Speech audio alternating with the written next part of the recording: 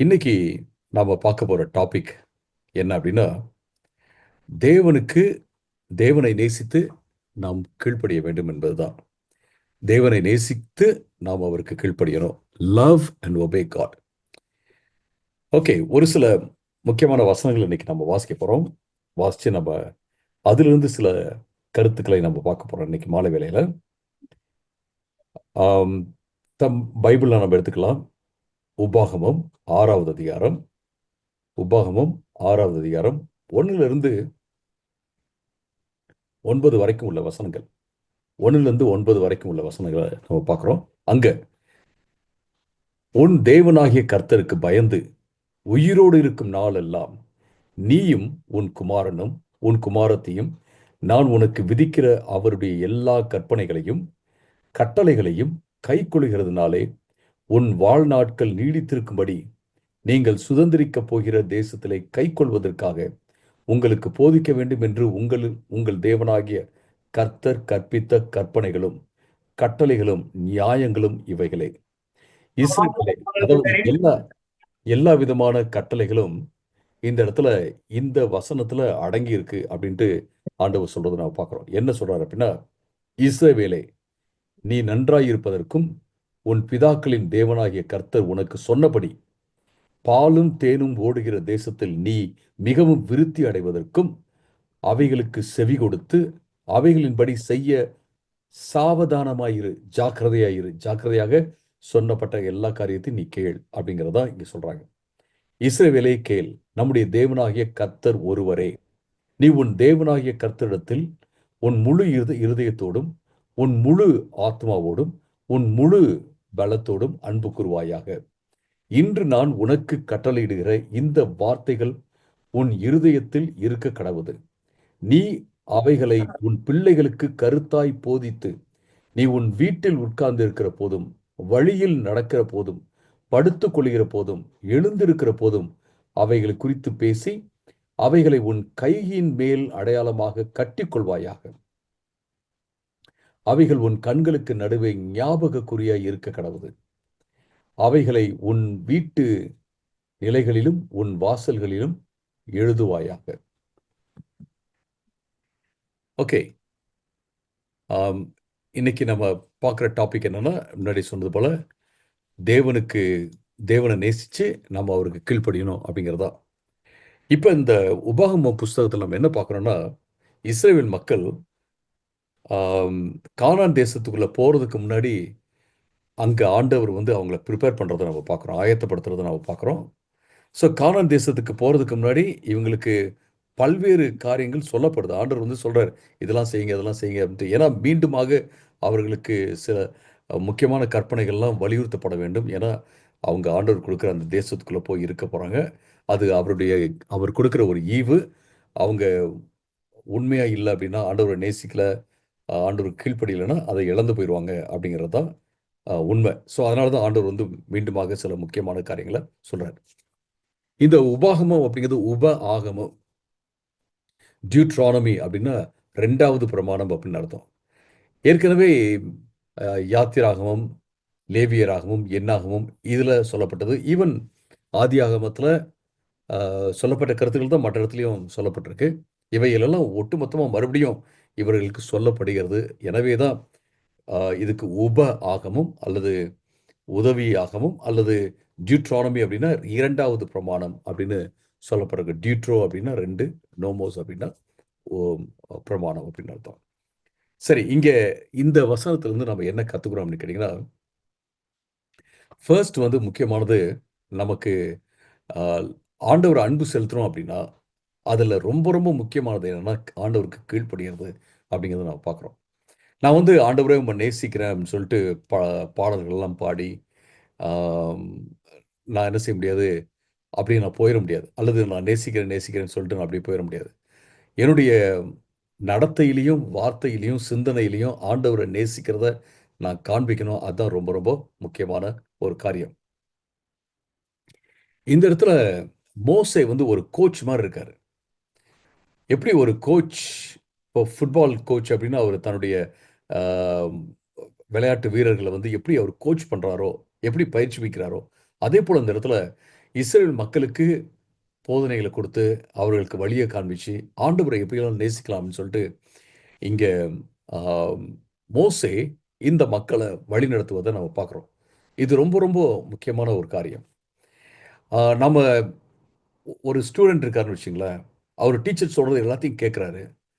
கேட்டுட்டு ஆனா எதையுமே படிக்கல அப்படின்னா நிச்சயமா ஒரு பரீட்சையில ஃபெயில் ஆயிடுவார். நாம அதே போல தேவனுடைய வசனத்தை நல்லா கேட்டுட்டு நாம அதன்படி செய்யல அப்படின்னா நாம ஃபெயில் ஆயிருவோம். அதான் நம்ம இடத்துல பார்க்குறோம். வேதவசனம் சொல்கிறது, இஸ்ரவேலை கேள், நம்முடைய தேவனாகிய ஒரு கர்த்தர் ஒருவரே கர்த்தர் அப்படின்னு சொல்லிட்டு, நீ உன் தேவனாகிய கர்த்தரிடத்தில் முழு இதயத்தோடும், முழு ஆத்துமாவோடும், முழு பலத்தோடும் அன்பு கூர்வாயாக. அது மட்டுமல்ல, 3வது வசனத்துல, இஸ்ரவேலை நீ நன்றாய் இருப்பதற்கும், நீ நல்லா இருக்கணும் அப்படின்னா, நீ உன் பிதாக்களின் தேவனாகிய கர்த்தர் சொன்னபடி பாலும் தேனும் ஓடுகிற தேசத்தில் நீ மிகவும் விருத்தி அடைவதற்கும் அவைகளுக்கு செவி கொடுத்து அவைகள்படி செய்ய சாவதா சாவதானமாயிரு. நீ நல்லா இருக்கணும் வாழ்க்கையில் அப்படின்னா ஆண்டவர் கொடுத்த அந்த ஈவு அந்த தேசத்தை வந்து நீ அனுபவிக்கணும் அப்படின்னா நீ என்ன செய்யணும்? ஆம், ஆண்டவருடைய வார்த்தை கீழ்ப்படியணும்னு சொல்லிட்டு அங்க மோசே இஸ்ரேல் மக்களை பார்த்து சொல்றதை நம்ம பார்க்கிறோம்.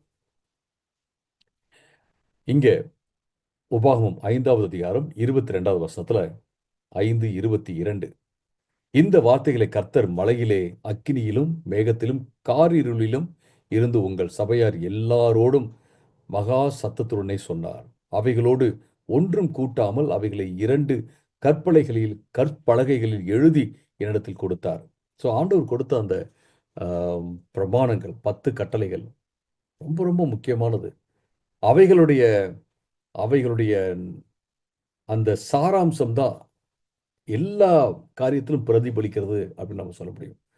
என்னென்ன மற்ற கட்டளைகள்லாம் கொடுத்துருக்காரோ எல்லாத்துலேயுமே அதுதான் பிரதிபலிக்கிறது அப்படிங்கிறத நம்ம பார்க்கலாம். 26வது வசனத்துல நான் கேட்டது போல அக்கினியின் நடுவிலிருந்து பேசுகிற ஜீவனுள்ள தேவனுடைய சத்தத்தை மாம்சமானவர்களில் யாராவது கேட்டு உயிரோடு இருந்தது உண்டோ?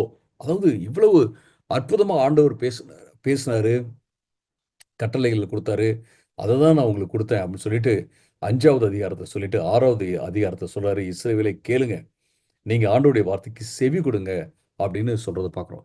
நம்முடைய வாழ்க்கையில ஒரு பெரிய பொறுப்பு இருக்கு அப்படின்னா, அந்த பொறுப்பு ஆண்டவருடைய வார்த்தைக்கு செவி கொடுப்பது, ஆண்டவர் ஆண்டவர் சொன்னபடி கேட்கிறது தான் அப்படின்ட்டு நம்ம பார்க்குறோம். இயேசு கிறிஸ்து ஆம், பரமேறுவதற்கு முன்பாக அவர் மரித்து உயிரோடு எழுந்து பரமேறுவதற்கு முன்பாக சீடர்களுக்கு கொடுத்த கட்டளை என்ன அப்படின்னா, நான் உங்களுக்கு சொன்ன எல்லா காரியத்தையும் மற்றவங்களுக்கு சொல்லி அவங்க கீழ்ப்படிய சொல்லுங்க அப்படின்னு தான் அவர் சொன்னார். கீழ்ப்படியும்படி நீங்க என்ன செய்யுங்க? டீச் பண்ணுங்க. அவங்களுக்கு உபதேசம் பண்ணுங்க. அதன் மூலமாக அவர்கள் சீடர்களாக மாறுவார்கள் அப்படிங்கிறத சொன்னார். சீடர்களாக மாற்றுங்கள் அப்படிங்கிறது தான் முக்கியமான கட்டளை. அதுக்குள்ள வர்றது அவங்களுக்கு டீச் பண்ணுங்க. எதை டீச் பண்ணோம்? எதெல்லாம் அவர் சொல்லிக் கொடுத்தாரோ, எதுக்கு டீச் பண்ணோம்? அவங்க வந்து கீழ்ப்படியும்படியாக அப்படிங்கிறத பார்க்குறோம். ஸோ இது ரொம்ப ரொம்ப முக்கியமான ஒரு பாயிண்ட். அ பொறுப்பு என்ன அப்படின்னு கேட்டீங்கன்னா, ப்ரையாரிட்டி நம்ம வாழ்க்கையில ஒரு பெரிய பெரிய ப்ரையாரிட்டி ஒரு முக்கியத்துவம் என்னன்னா, ஆண்டவருக்கு கீழ்ப்படிகிறது. அதுல வந்து ஆ அத வந்து நம்ம ஒரு பெரிய பொறுப்பா பார்க்குறோம்.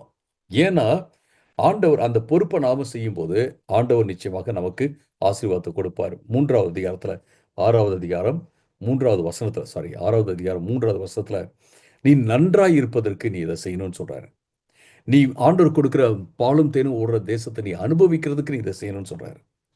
இஸ்ரவேல் மக்கள பார்த்து சொல்றாரு. இன்னைக்கு நம்மள பார்த்து ஆண்டவர் சொல்றாரு. நீங்க வந்து நல்லா இருக்கணும் அப்படின்னா, நீங்க ஆண்டவர் கொடுத்த இந்த வாழ்க்கை அப்படிங்கிற அந்த ஈவ நீங்க நல்லா அனுபவிக்கணும் அப்படின்னா, நீங்க என்ன செய்ய கீழ்ப்படிங்க அப்படின்னு சொல்றத நம்ம பார்க்கிறோம். ஆண்டவர் சொன்னார். ஆபிரகாம அழைக்கும்போது ஆண்டவர் சொன்னாரு, "நான் வந்து உன்ன ஆசீர்வாதமாக மாத்துவேன்" அப்படின்னு சொன்னார். ஆதியாகமம் 12வது அதிகாரம் 1வது வசனத்திலிருந்து 3 வரைக்கும் நீங்க வாசிச்சீங்க அப்படின்னா, கர்த்தர் ஆபிரகாமை நோக்கி, "நீ உன் தேசத்தையும், உன் இனத்தையும், உன் தகப்பனுடைய வீட்டையும் விட்டு புறப்பட்டு, நான் உனக்கு காண்பிக்கும் தேசத்துக்கு போ. நான் உன்னை பெரிய ஜாதியாக்கி, உன்னை ஆசீர்வதித்து உன் பேரை பெருமைப்படுத்துவேன். நீ ஆசீர்வாதமாக இருப்பாய். உன்னை ஆசீர்வதிக்கிறவர்களை ஆசீர்வதிப்பேன். உன்னை சபிக்கிறவனை சபிப்பேன். பூமியில் உள்ள வம்சங்கள் எல்லாம் உனக்குள் உனக்குள் ஆசீர்வதிக்கப்படும் என்றார். பாருங்க ஆண்டவர் வந்து இவ்வளோ பெரிய ஒரு வாக்குத்தத்தத்தை கொடுத்து தான் ஆபிரகாம அழைக்கிறத நம்ம பார்க்குறோம். அதே போல ஆண்டவர் இங்கே சொல்றது என்ன அப்படின்னா, நாம ஆண்டவருடைய வார்த்தைக்கு கீழ்ப்படியும் போது, அவர் அந்த தேசத்துல நன்றாக வைத்திருப்பார். நாம நல்லா இருப்போம். அந்த அந்த தேசத்தை நம்ம வைத்திருந்து, அ நாம என்ன செய்ய முடியும்? மற்றவங்களுக்கு ஆசீர்வாதமா இருக்க முடியும். அப்படின்னு தான் இந்த இடத்துல இஸ்ரவேல் மக்கள பார்த்து சொல்றாரு. நம்ம ஆவிக்குரிய இஸ்ரவேலர்கள் இன்றைக்கு ஆண்டவர் நம்மள பார்த்து சொல்றது என்ன அப்படின்னா, நாம ஆண்டவருக்கு கீழ்ப்படிஞ்சிருக்கும்போது, இயேசு கிறிஸ்துவுக்குள் நாம ஆசீர்வதிக்கப்பட்டிருக்கோம். நம்ம மூலமாக எல்லா ஜனங்களும் யாரெல்லாம் நம்ம வாழ்க்கையில இருக்காங்களோ, அவர்கள் எல்லோருமே இயேசு கிறிஸ்துவுக்குள் ஆசீர்வதிக்கப்பட முடியும் அப்படின்றத பார்க்கிறோம். ஓகே. நீங்க சாப்பாடுலாம் எப்படி செய்றாங்கன்னு சொல்லிட்டு நீங்க YouTubeல பார்த்தீங்க அப்படின்னா, இவ்வளவு அவ்வளோ அளவு போட்டு நீங்க செய்யுங்க அப்படின்னு சொல்லிட்டு அவங்க சொல்றத நம்ம பார்க்குறோம். முக்கியமா கேக் பண்ற விஷயத்துல நானு அ போன தடவ ஒரு தடவ மலேசியா போம்போது, அங்க அம் ஃப்ரெண்ட்ஸுங்க எல்லாம் போயிட்டு ஒரு ஒரு கேக் பண்றதுக்குன்னு ஒரு ஸ்டுடியோ இருக்கு. ஒரு இடத்துல போயிட்டு கேக் பண்றதுக்கு நாங்க எல்லாம் கத்துக்கிட்டோம். இப்ப என்னை கேக் செய்ய சொன்னீங்கன்னா செய்ய முடியாது. பட் அங்க அ அங்க கத்துக் குடுக்கும்போது அவங்க என்ன சொன்னாங்க அப்டின்னா, கேக் பண்றதுக்கு மற்ற மற்ற இந்த கர்ரீஸ் பண்றது, மற்றதுக்கெல்லாம் ஓகே தான். பட் ஆனா கேக் பண்ணணும் அப்டின்னா, ப்ரிசைஸா இத்தன கிராம் போடணும்னா, இத்தன கிராம் தான் போடணும். இவ்வளவு 1 டேபிள் ஸ்பூன் வந்து 1 போடணும் அப்டின்னா, அவ்வளவுதான் போடணும். அதுக்கு மேல போட்டோம்னா, அந்த அந்த டேஸ்ட் வராது. ஸ்பாயில் ஆயிரும். நல்லா இருக்காது. அதான். அதேபோல இத்தன டிகிரில வெப்பநிலையில அந்த கேக்க வெளில எடுக்கணும்னா, அத எடுக்கணும். அத விட்டோம்னா போச்சு. அந்த மாரி. ஸோ, இந்த பிரிசிஷன்னு சொல்றாங்கல்ல, அவ்வளவு ஆக்யூரேட்டா அத நம்ம பண்ணணும் அப்டின்ட்டு. இப்போ ஒரு ரெசிபி நம்முடைய வாழ்க்கையில நம்ம பண்றதுக்கு எவ்வளவு பார்த்து, பார்த்து செஞ்சு இது அழகா நல்லா ரொம்ப டேஸ்ட்டா வரணும் அப்டின்னு நம்ம செய்றோமோ, அதே போல தான் வாழ்க்கையும் கூட. ஆண்டவர் வந்து நமக்கு சொல்லிக் குடுத்துருக்காரு. இதெல்லாம் போட்டு நீங்க வந்து செய்யும்போது உங்க வாழ்க்கை நல்லா இருக்கும் அப்படின்னு சொல்லி குடுத்துருக்காரு. அதனுடைய ஸ்டெப்ஸ் எல்லாம் என்னென்ன அப்படின்னு அவர் சொல்லிக் குடுத்துருக்காரு. அதே நாம கீழ்ப்படிஞ்சு அதன்படி செய்யும்போது பார்த்தீங்கன்னா, நிச்சயமாக நம்முடைய வாழ்க்கை வந்து வளமாக இருக்கும். எப்படி ஒரு கேக்க நம்ம உருவாக்குறதுக்கு அவ்வளவு அக்கறை எடுக்கிறோமோ, அதே போல தான் நம்முடைய வாழ்க்கைய உருவாக்கி கரெக்ட்டா ப்ரிசைஸா எல்லாம் சரியா செஞ்சு நம்ம உருவாக்குவது மிக, மிக முக்கியமான ஒரு காரியம்.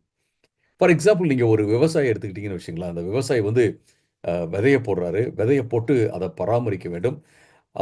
அப்புறம் என்ன செய்யணும்னா, அது வந்து ஒரு நாளு அறுவடை வருகிறது. நெல்லோ ஏதோ ஒண்ணு அறுவடை வருகிறதுன்னு சொல்லி நம்ம பார்க்குறோம். இந்த அறுவடை வருகிறதுக்கு முன்னாடி அவர் செய்றது எல்லாமே அந்த ப்ராசஸ். அ என்னென்ன அந்த அந்த செயல்முறை இருக்குல்ல, அது ரொம்ப ரொம்ப முக்கியமான ஒரு காரியம். இந்த செயல்முறையே வந்து செய்யாம, எனக்கு நேரா நெல்லு வேணும் அப்டின்னா கிடைக்கவே கிடைக்காது. நம்முடைய வாழ்க்கையில ஆண்டவர் வந்து நம்மள எல்லா விதங்களிலும் ஆசீர்வதிக்க விருப்பப்படுறார். எல்லா விதங்களிலும் அப்படின்னு சொல்லும்போது, நம்ம சொல்ற மாரி ஆவிக்குரிய, மன ரீதியிலான, உணர்வு ரீதியிலான, பொருளாதாரத்தில எல்லாத்திலயுமே ஆண்டவர் வந்து ஆசீர்வதிக்க விரும்புறாரு. ஆனா ஒவ்வொன்னுக்கும் ஆண்டவர் அ கொடுக்கும் அந்த செயல்முறை வந்து பைபிள்ல சொல்லப்பட்டிருக்குன்னு சொல்லி பார்க்கிறோம். அத நம்ம கரெக்ட்டா செய்யும்போது நிச்சயமாக நம்ம ஆசீர்வாதத்த பெற முடியும். ஆசீர்வாதம் அப்படின்னு சொல்லும்போது, ஒரு திருப்தி, மன திருப்தி, சந்தோஷம் நம்ம நிச்சயமாக பெற முடியும் அப்படிங்கிறதுல எந்த அ எந்த சந்தேகமும் இல்ல.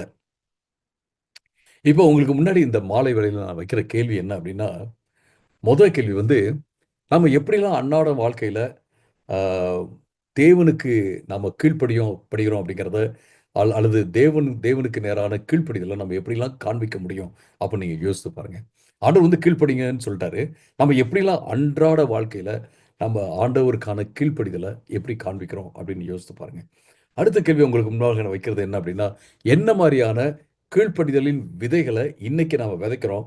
அதன் மூலமாக நமக்கு ஒரு நல்ல, அழகான, அருமையான, பலனுள்ள ஒரு வருங்காலத்த நம்ம அறுக்க முடியும். யோசித்து பாருங்க. நம்ம அ அதுக்கப்புறம் கூட நம்ம டிஸ்கஸ் பண்ணலாம். அடுத்தது நம்ம என்ன பார்க்கிறோம் அப்படின்னா, இந்த வசனத்தில அ உபாகமம் 6வது அதிகாரம் 1லிருந்து 9 வரை உள்ள இந்த வசனத்தில, நாம பார்க்கிற விஷயம் வந்து, அ நம்முடைய பொறுப்பு ஆண்டவருக்கு கீழ்ப்படிவது. அடுத்தது ஆண்டவருடைய வாக்குத்தத்தம். ஆண்டவர் நிச்சயமாக நம்முடைய நன்மைக்காகவே இந்த பிரமாணங்கள்லாம் குடுத்திருக்காரு. நம்ம கீழ்ப்படியணும் அப்படின்னு சொல்லி அவர் கேட்கிறாரு அப்படிங்கிறத நம்ம பார்த்தோம். 3வதாக அ இது வந்து ஆண்டவருடைய கட்டளை. ஆண்டவர் வந்து இப்படி சொல்லல. நீங்க செய்யறத தான் செய்யுங்க, செய்யாட்டினா வேண்டாம் அப்படின்லாம் சொல்லவே இல்ல. நீங்க வந்து கீழ்ப்படியணும் அப்படின்னு சொல்லிட்டு அவர் சொல்றத நம்ம பார்க்கிறோம். இது ரொம்ப ரொம்ப முக்கியமான ஒரு ஒரு வசனம். எப்படி நம்ம கீழ்ப்படியணும்? தனிப்பட்ட விதத்திலும் கீழ்ப்படியணும். குடும்பமாக நம்ம கீழ்ப்படியறது ரொம்ப ரொம்ப முக்கியமான ஒரு காரியம். தனிப்பட்ட விதத்திலும் கீழ்ப்படியணும். குடும்பமாகவும் நம்ம கீழ்ப்படிய வேண்டும். இங்கே 4வது வசனத்தில் நீங்க பார்த்தீங்க அப்படின்னா, இஸ்ரவேலை கேள், நம்முடைய தேவனாகிய கர்த்தர் ஒருவரே. உபாகமம் 6:4. உன் தேவனாகிய கர்த்தரிடத்தில் உன் முழு இதயத்தோடும், உன் முழு ஆத்மாவோடும், முழு பலத்தோடும் அன்பு கூறுவாயாக அப்படின்னு சொல்றாரு. இன்று நான் உனக்கு கட்டளையிடுகிற இந்த வார்த்தைகள் உன் இருதயத்தில் இருக்க கடவுது. இருதயத்துல இல்ல அப்படின்னா, இருதயத்துக்குள்ள போல அப்படின்னு வச்சுங்களேன், அதை நான் வந்து கடைபிடிக்கவே மாட்டேன். கடைபிடிக்கவே முடியாது. அல்லது இதயத்துக்குள்ள போல அப்படின்னா, நம்ம சந்தோஷமா கடைபிடிக்க முடியாது. பல வேளைகள்ல நம்ம ஆண்டவர் வந்து ஆ அடிச்சுருவாரு அப்படின்ட்டோ, அல்லது ஆசீர்வதிக்க மாட்டாரு அப்படின்ட்டோ, அல்லது ஜெபத்த கேட்க மாட்டாரோ அப்படின்னு சொல்லிட்டு, நாம என்ன செய்றோம்? வேண்டா வெறுப்பா சில காரியங்கள நாம கீழ்ப்படிஞ்சு செய்றோம். ஆனா, ஆண்டவர் வந்து எல்லாத்தையும் நம்ம நல்லதுக்காகவ தான் வச்சிருக்கிறாரு அப்படிங்கிறத நாம முழு மனசோட நம்பும்போது, ஆ சந்தோஷமா நம்ம அதுல அதுல பங்கு பெறுவோம். சந்தோஷமா நம்ம கீழ்ப்படிவோம் அப்படிங்கிறத பார்க்குறோம். இது ஆண்டவர் கொடுத்த கட்டளை. கட்டளை எல்லாமே வந்து சில வேளை நமக்கு புரியுமா? புரியாது. கட்டளை எல்லாமே நமக்கு வந்து அ அன்பாகவே இருக்க முடியுமா? நிச்சயமாக அ எல்லாம் இல்லாட்டினாலும் ஆண்டவர் குடுக்கிறது நிச்சயமாக அம் அன்பான கட்டளைன்னு தான் சொல்ல முடியும். பலர் வந்து நமக்கு கட்டளையிடுவாங்க. "இத செய்யி" அப்படின்னு சொல்லுவாங்க. ஒருவேளை அவங்க வந்து அன்பு செய்யாமலே சொல்லலாம். ஆனா, உண்மையா அன்பு செலுத்துறவங்க என்ன செய்வாங்கன்னா, சில வேளைகள்ல கட்டளையிட்டு சொல்லுவாங்க. "இத நீ செஞ்சு தான் ஆகணும்" அப்படின்னு சொல்லுவாங்க. அதேபோல ஆண்டவர் நமக்கு வந்து இந்த காரியத்த சொல்றாரு அப்படிங்கிறத பார்க்குறோம். சரி, நாம இதயத்துல வச்சு நாம அத கைக்கொள்ளணும். அதோட முடிஞ்சு போச்சா? அப்படின்னா இல்ல. நீ அவைகளை உன் பிள்ளைகளுக்கு கருத்தாய் போதித்து, நீ உன் வீட்டில் உட்கார்ந்திருக்கிற போதும், வழியில் நடந்திருக்க போதும், படுத்துக் கொள்கிற போதும், எழுந்திருக்கிற போதும் அவைகளை குறித்து பேசி, அவைகளை உன் கைகளின் மேல் அடையாளமாக கட்டிக்கொள்வாய்ன்னு சொல்லி பார்க்கிறோம். அதுக்கப்புறம் அந்த வசனத்துக்கு அப்புறம் வரலாம். ஆனா, இத குறித்து பேசணும் அப்படின்னு சொல்றத பார்க்கிறேன். எப்பப்பலாம் உட்காரும்போது, எந்திரிக்கும்போது, வழில நடக்கும்போது, எல்லா நேரத்திலயுமே இத பத்தி பிள்ளைங்ககிட்ட பேசணும் அப்படின்னு சொல்லிட்டு பார்க்கிறோம். ஆண்டவர் என்ன சொல்றாரு அப்படிங்கிறது குறித்து நம்ம பிள்ளைங்ககிட்ட பேசணும் அப்படின்னு வசனம் சொல்றத நாம பார்க்கிறோம். இது ரொம்ப, ரொம்ப, ரொம்ப, ரொம்ப இம்பார்ட்டன்ட். இன்னைக்கு நம்ம பிள்ளைங்ககிட்ட என்ன மாரியான காரியத்தலாம் பேசுறோம் அப்படின்னு யோசித்து பாருங்க. ஒருவேள நம்ம பாலிடிக்ஸ் கூட பேசலாம், அல்லது மற்ற காரியத்த குறித்து பேசலாம். அ சப்ஜெக்ட்ட குறித்து பேசலாம். கெமிஸ்ட்ரி, பிசிக்ஸ பத்தி பேசலாம். பட் ஆண்டவர் குறித்து பேசுறோமா? நம்ம பல வேளைல யோசிக்கிறோம். பிள்ளைங்கலாம் இதெல்லாம் புரிஞ்சுக்க மாட்டாங்க, புரிஞ்சுக்க மாட்டாங்க. என்ன பொறுத்தவரைக்கும் நீங்க கேட்டீங்கன்னா, பிள்ளைங்களுக்கு புரியும். பிள்ளைங்களுக்கு புரியும். அவங்க பாருங்க மொபைல் ஃபோன அழகா ஹேண்டில் பண்றாங்க. கம்ப்யூட்டர ஹேண்டில் பண்றாங்க. கெமிஸ்ட்ரி படிக்கிறாங்க, சயன்ஸ் படிக்கிறாங்க. அ பல டஃப்பான விஷயங்கள் நமக்கு புரியாதத ஸ்கூல்ல வந்து அவங்க கத்துக் குடுக்குறாங்க. அவங்க படிச்சுக்கிறாங்க. இது நம்ம வந்து ஆண்டவருடைய காரியத்த நம்ம சொல்லும்போது, அவங்களுக்கு புரியாதுன்னு கிடையவே கிடையாது. நாம என்ன செஞ்சுர்றோம், அவங்களுக்கு புரியாது அப்படின்னு சொல்லிட்டு, ஏதோ நான் ஸ் நான் நான் நானு இதுக்கு நான் அகைன்ஸ்ட்லாம் கிடையாது. இதுக்கு நான் அகைன்ஸ்ட்லாம் கிடையாது. அ அதாவது ஒரு எலிமென்டரியான காரியங்கள், ஒரு சின்ன சின்ன காரியங்கள நம்ம கத்துக் குடுத்து, அதுவே பரவால்ல. அதுவே டூ மச் அல்லது அதுவே அது குறித்து நம்ம பெருமையா நம்ம பேசுறோம். என் பிள்ளை வந்து எப்ப பார்த்தாலும் அல்லேலூயா சொல்லுவான். நல்லா கை தூக்கி ஜெபம் பண்ணுவான். அப்படின்றதுல அதெல்லாம் தேவைதான். அப்படிலாம் இருக்கலாம். தப்புன்னு இல்ல. அத தாண்டி நம்ம பிள்ளைகள வந்து சிந்திக்க வைக்கணும். தேவனுடைய வசனங்கள குறித்து சிந்திக்க வைக்கணும். தேவனுடைய வசனங்கள் வந்து எப்படிலாம் இந்த உலகத்துல வந்து அ மீறப்படுது அப்படிங்கிறத நம்ம காண்பிக்கணும். அத குறித்து நம்ம பேசணும். பாலிடிக்ஸ பத்தி பேசலாம். ஆனா, அதுல தேவனுடைய வசனம் எப்படி மீறப்படுகிறது, உடைக்கப்படுகிறது அப்படிங்கிறத பத்தி பேசணும். இப்படி நம்ம ஒவ்வொரு நாளும் உட்காரும்போதும், எந்திரிக்கும்போதும் அப்படின்னா, பிள்ளைகளோட வாழும்போது நாம தேவனுடைய வசனத்த வந்து அவர்களோட பேசுறது ரொம்ப, ரொம்ப முக்கியமான, முக்கியமான ஒரு காரியம். தேவனுடைய வசனத்த பேசுறத நாம அ குடும்ப ஜெபத்தோட நிறுத்திறக்கூடாது. தேவனுடைய வசனத்த பேசுறத, அ இந்த சண்டே ஸ்கூல்ல என்ன சொல்லிக் குடுத்தாங்க இன்னைக்கு அப்படின்றதோட நிறுத்திறக்கூடாது. தேவனுடைய வசனத்த பேசுறத வந்து இன்னைக்கு சர்ச்ல என்ன சொல்லிக் குடுத்தாங்க அப்படின்றத நிறுத்தக்கூடாது. நம்ம ஒவ்வொரு நாளும் அவங்க கலந்துரையாடல அ ரொம்ப கலந்துரையாடல்ல ஈடுபடுறது ரொம்ப, ரொம்ப முக்கியமான காரியம். அப்படின்றத தான் நம்ம இந்த இடத்துல நம்ம பார்க்குறோம். பின்பு நம்ம என்ன என்ன பார்க்குறோம் அப்படின்னு கேட்டீங்கன்னா, இந்த இடத்துல ஆம் 5வது வசனத்துல, "நீ உன் தேவனாகிய கர்த்தரிடத்தில் முழு உள் அ சாரி பிள்ளைகளுக்கு கருத்தாய் சொல்லு" அப்படின்றத பார்க்குறோம். பேசி, "அவைகளை உன் கையின் மேல் அடையாளமாக கட்டிக்கொள்வாயாக. அவைகள் உன் கண்களுக்கு நடுவே ஞாபகக்குறியாய் இருக்க கடவுது." இது எல்லாமே ஆபரணங்கள். நம்ம ஆபரணங்கள் எப்படி நம்ம அணிஞ்சுக்கிறோமோ, அதே போல நம்ம என்ன செய்யணும்னா, கையில கட்டிக்கணும். அப்புறம் த அ நெற்றியில போட்டுக்கணும். இப்படி அதாவது இதெல்லாம் வந்து அம் அ ஸ் திருநீரோ அல்லது அத அத குறித்து பேசல. நம்ம இத வந்து ஞாபகக்குறியாக வைத்துக்கொள்ளும் அப்படின்னா, ஆபரணங்கள் ஆபரணங்கள் போடுவது போல தான் இங்கே வர்ணிக்கிறத நம்ம பார்க்குறோம்.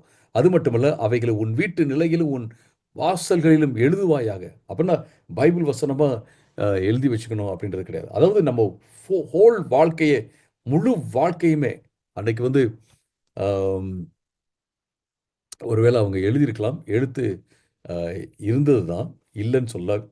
மோசேயும் கூட அவர் எழுத படிக்க தெரிஞ்சவர் தான்.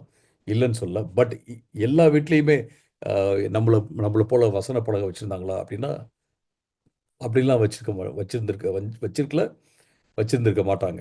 பட் த ஹோல் வீடு, இந்த முழு வீடும், முழு வாழ்க்கையும் அங்க இருக்க இது எல்லாமே தேவனுடைய வார்த்தைய பிரதிபலிக்கணும் அப்படிங்கிறத நாம பார்க்கிறோம். இது எவ்வளவு ஒரு ஒரு பிரமாதமான ஒரு கருத்து அப்படின்னு எனக்கு சொல்லத் தெரியல. எனக்கு வார்த்தைகள் இல்ல. பட் ஒரு ஒரு வீட்டுக்குள்ள போனதுலேருந்து அந்த கல்ச்சர், அவங்களுடைய கலாச்சாரம், அவங்களுடைய பேச்சு, அவங்களுடைய முழு அட்மாஸ்பியர் எல்லாமே வந்து தேவனுடைய வார்த்தைய சார்ந்தே இருந்துச்சுன்னா எப்படி இருக்கும்? அத யோசிச்சு பாருங்க. அதான் இது. இது இது வந்து ஏதோ எழுதி வைக்கிறது, அதாவது கட்டிக்கிறது அது கிடையாது. ஆனா, இஸ்ரவேல் மக்கள் என்ன செஞ்சுட்டாங்க, அத அத வந்து லிட்டரலா எடுத்துக்கிட்டாங்க. பரிசேயர்கள் வந்து அத அ தலையில கட்டிக்கிட்டாங்க. அப்புறமேட்டு வசனத்த தலையில கட்டிக்கிட்டாங்க. அப்புறம் கையில கட்டிக்கிட்டாங்க. ஒரு சின்ன சின்ன ஸ்க்ரோல் மாரி பண்ணி, அதுல ஒரு இந்த தாயத்து மாரி வச்சு இது என்ன கட்டிட்டாங்க. பட் அவங்க வந்து அப்படியே தாயத்து மாரி கட்டிக்கிட்டாலும், அத வந்து ஒரு சின்ன ஒரு பெட்டி மாரி இதுல வச்சு, அவங்களுடைய அ ஆடையில வந்து அ அ அணிவித்துக் கொண்டாலும், அவங்க அ உண்மையிலேயே ஆண்டவருக்கு கீழ்ப்படிஞ்சாங்களா அப்படின்னா, இல்ல. இதான் நம்ம பார்க்குறோம். இது எப்படி இருக்கு அப்படின்னு கேட்டீங்கன்னா, அம் நெறைய வசனம் வச்சுக்கிட்டு, அ வைக்க வேணாம்னு சொல்லல. பட் நெறைய வசனம் வச்சுக்கிட்டு, பைபிள் அ அதிகமா கோட் பண்ணிக்கிட்டு, அ அப்புறம் பார்த்தீங்கன்னா, அம் சிலுவை எல்லாம் தொங்க விட்டுக்கிட்டு, ஆனா தேவனுடைய வார்த்தைய வந்து வார்த்தைக்கு கீழ்ப்படியாம போறது. அதான் நம்ம பார்க்குறோம். இது வேண்டான்னு நான் சொல்லல. பட் இதெல்லாம் செஞ்சாலும், நம்ம வந்து ஆண்டவருடைய வார்த்தைக்கு கீழ்ப்படியாம போயிட்டோம் அப்படின்னம்னா, இது எல்லாமே வந்து ஆம், ஒரு சும்மா ஒரு ஆ ஷோவாக தான் இருக்குமே ஒழிய வேற ஒன்றாகவும் இருக்காது அப்படிங்கிறத நம்ம இந்த இடத்துல பார்க்குறோம். ஸோ இது ரொம்ப ரொம்ப முக்கியமான ஒரு வசனம். பிள்ளைகளோட ஆ நாம வந்து இத குறித்து பேசுவது ரொம்ப ரொம்ப முக்கியமான ஒரு காரியம். பிள்ளைகள் வந்து தங்களுடைய பெற்றோர்கள ஆ வந்து நேசிக்கிறாங்க தான். நிச்சயமா அவங்க நேசிக்கிறாங்க. இல்லன்னு நான் சொல்லல. அவங்க நேசிக்கிறாங்க. பட் அவங்க வந்து பெற்றோர்கள்ட்ட கேள்வி கேட்பாங்க. எந்த இடத்துல வந்து ஆம் அதாவது கேள்வி கேட்டு பதில் வாங்கி வளர முடியும் அப்படின்னா, சண்டே ஸ்கூல்ல கூட கிடையாது. சண்டே ஸ்கூல்ல ஒரு சில வேளைகள்ல அவங்க வந்து கேட்க முடியாம போயிரலாம். கேட்க தவறிறலாம். ஆனா பெற்றோர்கள்ட்ட பார்த்தீங்கன்னா, அவங்க சாப்பிடும்போது கேள்வி கேட்கலாம். அல்லது பால்கனில அ நின்னு அப்படியே எல்லாத்தையும் பார்த்துக்கிட்டே பேசும்போது கேள்வி கேட்கலாம். இப்படி பல்வேறு சந்தர்ப்பங்கள் வந்து அ இருக்கு அப்படிங்கிறத நம்ம பார்க்குறோம். பெ பெ பிள்ளைகளுக்கு நாம ஆண்டவர பத்தி சொல்றதுக்கு நெறைய சந்தர்ப்பங்கள் இருக்கு. ஓகே. இப்ப நம்ம பார்த்தது வந்து நம்முடைய பிரையாரிட்டி என்ன அப்டின்னா, தேவனுக்கு கீழ்ப்படியறது அப்டிங்கிறத பார்க்குறோம். 2வது நம்ம பார்க்குறது என்ன அப்டின்னா, ஆ தேவன குறித்து பேசுவது அப்டிங்கிறத நம்ம பார்க்குறோம். ஓகே. இப்ப வீட்ல நம்ம பேசுறோம். அதுக்கப்புறம் என்ன பார்க்குறோம் அப்டின்னா, இங்க 9வது வசனத்துல, "அவைகளை உன் வீட்டு நிலைகளிலும், உன் வாசல்களிலும் எழுதுவாயாக. உன் தேவனாகிய கர்த்தர் உனக்கு கொடுப்பேன் என்று ஆபிரகாம், ஈசாக்கு, யாக்கோபு என்பவர்களாகிய உன் பிதாக்களுக்கு ஆணையிட்டுக் கொடுத்த தேசத்தில் உன்னை பிரவேசிக்க பண்ணும்போது, நீ கட்டாத வசதியான பெரிய பட்டணங்களையும், நீ நிரப்பாத சகல வஸ்துகளையும், நிரம்பிய வீடுகளையும், வஸ்துகளாலும் நிரம்பிய வீடுகளையும், நீ வெட்டாமல் வெட்டப்பட்டிருக்கிற துறவுகளையும், நீ நடாத திராட்சைத் தோட்டங்களையும், ஒலிவத் தோப்புகளையும் அவர் உனக்காக கொடுப்பதினால் நீ சாப்பிட்டு திருப்தியாகும்போது நீ அடிமைப்பட்டிருந்த வீடாகிய எகிப்து தேசத்திலிருந்து உன்னை புறப்பட பண்ணின கர்த்தரை மறவாதிருக்கும்படி எச்சரிக்கையாயிரு. வீடுகள் எல்லாம் நீ வந்து இதை எழுதி வை. வீடுகள் வெளியில வெளியில எனது இது இது தெரியிற மாரி இருக்கட்டும் அப்படின்னு சொல்றது என்னன்னு கேட்டீங்கன்னா, நம்முடைய வீடு மற்றவங்களுக்கும் என்னது எல்லோருக்கும் கர்த்தர் நல்லவர் அப்படின்னு சொல்ற ஒரு இடமாக இருக்க வேண்டும் அப்படிங்கிறத நம்ம பார்க்கிறோம். ஸோ இது ரொம்ப ரொம்ப இம்பார்ட்டன்ட். நாம நாம கத்துக்கணும். நாம நேசிக்கணும். நம்ம பிள்ளைகளுக்கு சொல்லணும். அப்புறம் நம்முடைய வீடே சேர்ந்து என்ன செய்யுது அப்படின்னு கேட்டீங்கன்னா, மற்றவர்களுக்கு ஒரு சைனா, ஒரு அடையாளமாக இருக்கிறது. கர்த்தருக்கு கீழ்ப்படிங்க. கர்த்தரை நேசிங்க. கர்த்தருக்கு கீழ்ப்படிங்க. அப்படின்னு சொல்ற ஒரு காரியமாக இருக்கு அப்படிங்கிறத நம்ம பார்க்கிறோம். இது ரொம்ப ரொம்ப முக்கியமான ஒரு ஒரு காரியம். ஒரு ஒரு மரம் வந்து புயல் வீசினாலும், மழை அடிச்சாலும் அது நிக்குது அப்படின்னா, அது எந்த அளவுக்கு வேரூன்றி இருக்கு அப்படிங்கிறத பொறுத்து தான் இருக்கு. நாம நம்முடைய இதயம், நம்முடைய வாழ்க்கை எந்த அளவுக்கு கர்த்தருடைய வசனத்துக்குள்ள வேரூன்றி இருக்கு அப்படிங்கிறது தான் ரொம்ப ரொம்ப முக்கியமான ஒரு காரியம். நாம வந்து ஆண்டவரை நேசிக்கிறதும், ஆண்டவருடைய வசனத்துக்கு கீழ்ப்படிகிறதும், நாம நம்முடைய பிள்ளைகள வந்து வசனத்துல வளர்க்கிறதும், அப்புறமேட்டு மற்றவர்களுக்கு நாம அத போதிக்கிறதும் எது போல இருக்கு அப்படின்னா, அது வந்து ஒரு பெரிய பயிற்சி. உடனே அதெல்லாம் வந்துராது. நான் இன்னைக்கு நான் சொல்லிக் குடுத்துட்டேன். அவ்வளோதான் பிள்ளைங்க வந்து புடிச்சுக்குங்க. அப்படிலாம் கிடையவே கிடையாது. நம்ம இது வந்து ஒரு பயிற்சி போல. இது எப்படி அப்படின்னு கேட்டீங்கன்னா, ஒரு பியானோ வாசிக்கிறவர் எப்படி ஒவ்வொரு நாளும் அத பயிற்சி பண்ணிட்டே இருந்தா தான் என்னது, அவர் வந்து திறம்பட வாசிச்சு பழகிக்கிட்டே இருக்கிறாரோ, அதே போல தான். ஒவ்வொரு நாளும் நாம என்ன செய்யணும்? ஆ இத பயிற்சி பண்ணிட்டே வரணும். இத பயிற்சி பண்றதுக்கு 2 ஆம் வழிகள் இருக்கு. ஒண்ணு வந்து இன்டர்னலைஸ். இன்னொன்னு வந்து எக்ஸ்டர்னலைஸ். இன்டர்னலைஸ்னா என்ன? நாம இத குறித்து நாம யோசிக்கணும், திங்க் பண்ணணும், நாம தியானிக்கணும். 2வது என்ன அப்டின்னா, இத குறித்து நாம பேசணும் அப்டிங்கிறது தான். பேசணும். பேசும்போதே நீங்க சிந்திப்பீங்க. அ இது ரொம்ப அதுதான் அதுதான் எக்ஸ்டர்னலைஸ்ன்னு சொல்றாங்க. நாம உள்ளுக்குள்ள நாம யோசிக்கும்போது, தியானம் பண்ணும்போதும் சிந்திப்போம். அதேபோல மற்றவங்ககிட்ட பேசும்போதும் பார்த்தீங்கன்னா, "ஆமா இல்ல, இது இல்ல கரெக்ட்டு. ஆமா, அப்ப ஏன் ஆண்டவர் இப்படி சொன்னாரு?" அப்படின்லாம் நம்ம பேசுறோம் இல்லைங்களா? இது ரொம்ப ரொம்ப இம்பார்ட்டன்ட். ஏன் நம்ம வந்து பைபிள் ஸ்டடில கூட நீங்க பேசுங்க, கேள்வி கேளுங்க அப்படி நம்ம சொல்றோம் அப்படின்னா, இந்த பைபிள் ஸ்டடி வந்து சிந்திக்கும் நேரம். நாம வந்து ஒரு கம்யூனிட்டியாக அ ஆண்டவருடைய வசனத்த கற்றுக்கொள்கிற, சேர்ந்து படிக்கிற ஒரு சமுதாயமாக நம்ம இருக்கிறோம். அதனால தான் நம்ம கேள்வி கேட்கிறோம். மற்றவங்க கேள்வி கேட்கும்போது, நாம அதுக்கு பதில் சொல்றோம். அதேபோல நாம கேள்வி கேட்கிறோம். உங்களுக்கு என்ன பதில் சொல்லுங்க அப்படின்னு சொல்லிட்டு நம்ம அவங்ககிட்ட கேட்கிறோம். ஸோ இது வந்து ஒரு ஒரு ப்ராசஸ். இந்த ப்ராசஸ் வந்து போய்க்கிட்டே இருக்கணும். வாழ்நாள் முழுவதும் போவது மிக மிக முக்கியமான ஒரு காரியம். த பெஸ்ட் திங் நீங்க வந்து அ நம்முடைய பிள்ளைகளுக்கு காண்பிக்க வேண்டிய பெஸ்ட்டான காரியம் என்ன அப்படின்னா, வாழ்க்கை தான். வாழ்க்கை தான். நான் வந்து அ நெறைய பேர்ட்டருந்து நெறைய எனக்கு வந்து அ அ பயாலாஜிக்கலா ஒரு அப்பா தான் இல்லைங்களா? ஆனா, எனக்கு ஆவிக்குரிய ரீதியில எனக்கு தகப்பன்மார்கள் நெறைய பேர். அதேபோல I can I can say ஆவிக்குரிய தாத்தாக்களும் எனது இருந்திருக்கிறாங்க எனக்கு. ரொம்ப வயசானவங்க சிலர்லாம் என்ன வந்து டீனேஜா இருக்கும்போது எனக்கு அ சில முக்கியமான காரியங்கள்லாம் வாழ்க்கையில சொல்லிக் குடுத்தவங்க, இன்னைக்கு உயிரோட இல்ல. பட் அவங்களுக்காக நான் ஆண்டவருக்கு நன்றி சொல்றேன். ஆனா, இதுல ஒரு பெரிய விஷயம் என்னன்னு கேட்டீங்கன்னா, அவங்களுடைய வாழ்க்கை தான் என்னைய தொட்டுச்சு. நான் ஒரு தடவ ஒரு ஒரு வயசான ஒருத்தர நான் பார்த்தேன். அவர் வந்து டிராக்டர் குடுத்திருந்தார் ரோட்ல. கண்ணாடி போட்டுக்கிட்டு, தொப்பிலாம் போட்டுக்கிட்டு டிராக்டர் குடுத்துட்டுருந்தாரு. அது என்ன வந்து ரொம்ப இம்ப்ரெஸ் ஆனுச்சு. ஏன்னா திருச்சி வந்து கந்தக பூமின்னு சொல்லுவாங்க. அவ்வளவு ஹாட்டா இருக்கு. நான் வந்து நடந்துட்டு போயிருக்கும்போது அவரு குடுத்துருக்காரு. நானும் அவரோட சேர்ந்து நானும் வந்து டிராக்டர் குடுக்க ஆரம்பிச்சேன். அதுக்கப்புறம் பார்த்தீங்கன்னா, அவரு என்ன அவர் வீட்டுக்கு கூட்டு போயிட்டு ஜூஸ்லாம் குடுத்து, அதுக்கப்புறம் நெறைய வசனங்கள நெறைய காரியங்கள அவரு எனக்கு சொல்லிக் குடுத்தாரு. அவருக்கு நானும் உதவி செஞ்சிருக்கிறேன். பாட்டு போட்டு டேப் ரெக்கார்ட்ல போட்டு, அதுக்கப்புறம் அத வந்து பாட்டெல்லாம் எழுதி அவருக்கெல்லாம் நான் குடுத்துருக்கேன். அந்த மாரிலாம் நானு செஞ்சிருக்கிறேன். இன்னைக்கு எனக்கு நல்ல நல்ல ஞாபகம் இருக்கு. அவருடைய ஃபேஸ் எனக்கு ஞாபகம் இருக்கு. அதேபோல அவர் வந்து எனக்கு சொல்லிக் குடுத்த காரியங்களும் ரொம்ப அ ஞாபகம் இருக்கு. ஒருவேள நான் அவருடைய பேரன்லாம் கிடையாது. பட் அ அவரு சொல்லிக் குடுத்தது ஞாபகம் இருக்கு. அது மட்டுமல்ல, அவருடைய பிள்ளைகள். அ அ அவரு வந்து அ அவரும் அவருடைய ஒரே ஒரு மகன் மட்டும் அந்த வீட்ல இருந்தாங்க. அவருடைய இன்னொரு மகனும், மகளும் அப்பப்ப வெளிநாட்ல இருந்தாங்க. அவங்க வந்து போயிட்டு இருந்தாங்க. நான் ஒரு நாள் பார்க்கும்போது அவங்க எல்லாம் வெளிநாட்டிலருந்து வந்திருந்தாங்க. அவங்க சொன்ன காரியம் என்ன அப்டின்னா, அவரு வந்து ஒரு எக்ஸாம்பிள், ஒரு நல்ல எக்ஸாம்பிள் அப்டின்னு சொன்னாங்க. அது எனக்கு ரொம்ப புடிச்சிருந்துச்சு. நான் வந்து இன்னைக்கும் கூட என்னுடைய என்னுடைய பிள்ளைங்களுக்கு நெறைய சொல்லிக் குடுத்துருக்கேன். அது எல்லாத்தையும் அவங்க ஃபாலோ பண்றாங்களா?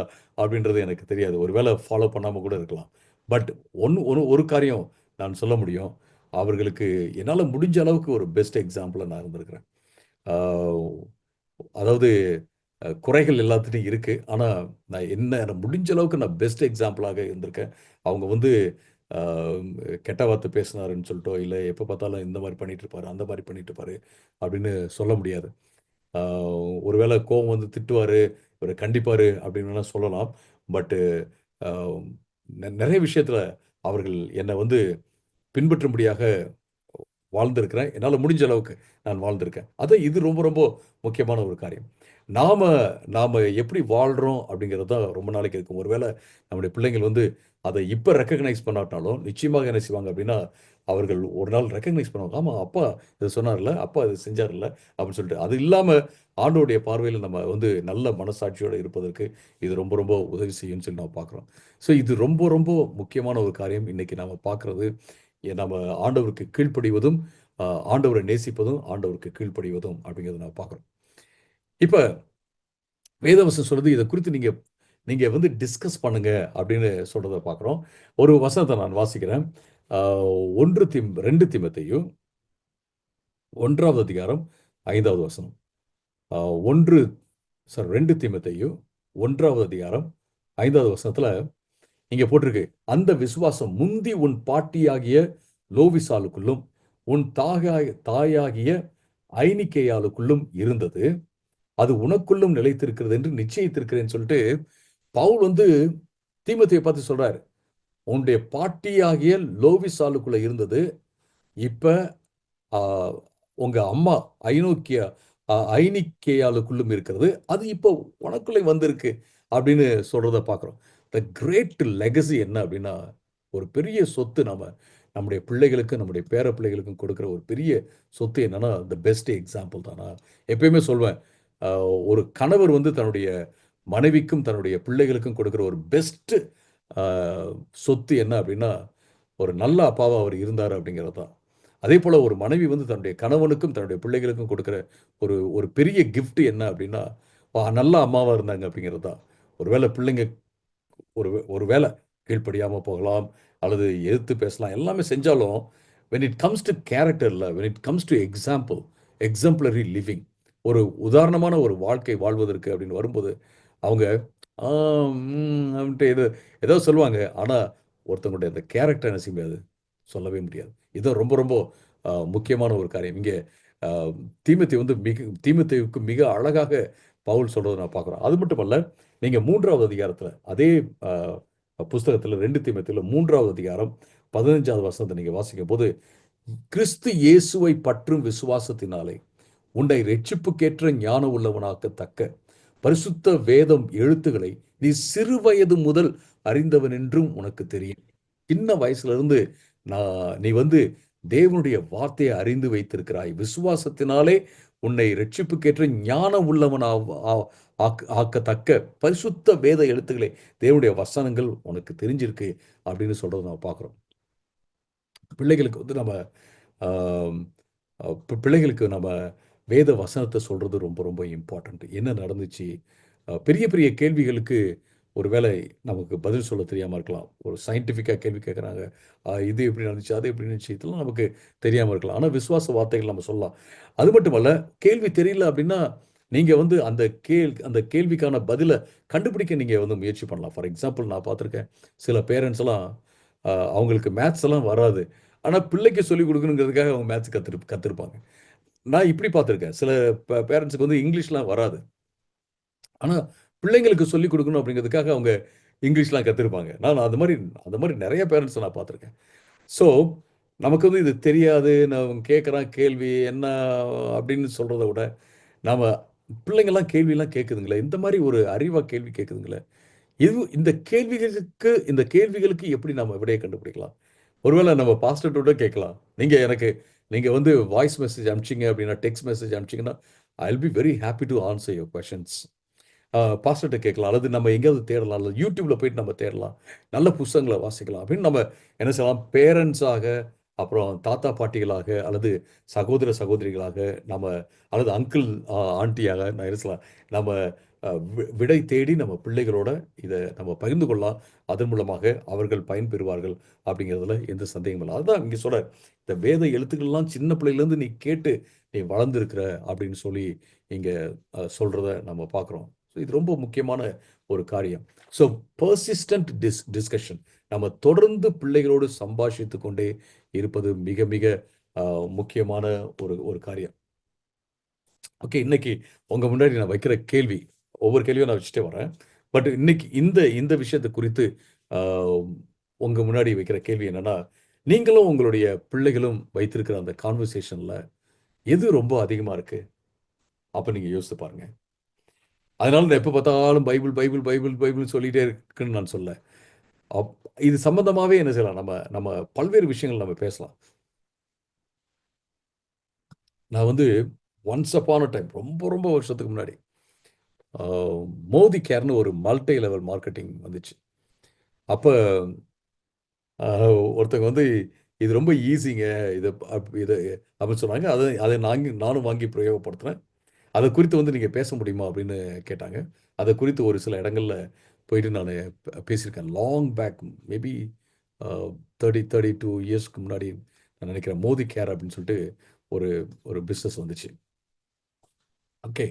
அம் அப்ப ஈவன் அம் அதாவது ஆண்டவர பத்தி தெரியாதவங்ககிட்ட போய் பேசும்போது சீக்ஸ், இந்துஸ் அவங்ககிட்ட பேசும்போது கூட, அந்த ப்ராடக்ட்ஸ பத்தி பேசும்போது பார்த்தீங்கன்னா, அவங்க அவங்க நல்லா அத புரிஞ்சுக்கிட்டாங்க. ஆனா, நானும் அதோட பேசிட்டு வந்துருவேன். பட் அந்த பிசினஸ்ல மூழ்கி போயிருக்காங்கல்ல, அவங்கள எங்க நீங்க பார்த்தீங்கனாலும் சரி, எங்க பார்த்தீங்கனாலும், "நீங்க அந்த அந்த டூத் பேஸ்ட் யூஸ் பண்றீங்களா?" அப்படின்னு கேட்பாங்க. "நீங்க அந்த டிட்டர்ஜென்ட் யூஸ் பண்றீங்களா?" இதையே பத்தி பேசிட்டே இருப்பாங்க. இல்லாட்டி ஏதாவது ஒண்ணு சம்மந்தமா பேசிட்டே வந்து இதுக்குள்ள வந்துருவாங்க. நான் வந்து அப்படி இருக்கணுன்ட்டு நான் சொல்லவே இல்ல. அது வந்து ரியலி இட்ஸ் நாட் குட். அப்படி இருக்குன்னு நான் சொல்லல.